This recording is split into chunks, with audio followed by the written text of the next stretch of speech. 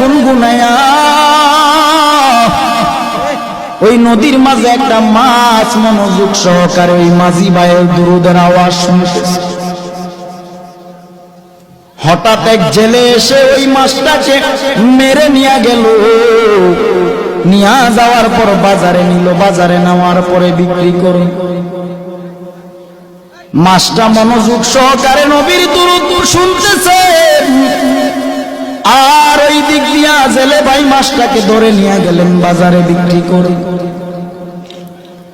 হঠাৎ করে আবু বকর বাজারের দিকে গেলেন, বাজারে যাইয়া মাছটা ক্রয় করলেন।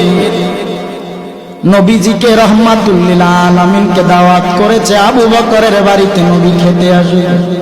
সুবহানাল্লাহ।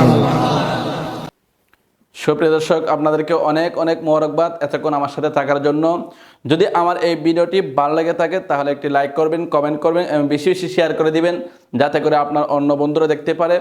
আর সুন্দর সুন্দর ভিডিও পেতে আমার এই পেজটিকে ফলো করে দিবেন, সাথেই থাকবেন। আমি আপনাদের সাথে আছি। আসসালামু আলাইকুম ওয়া রাহমাতুল্লাহি ওয়া বারাকাতুহু।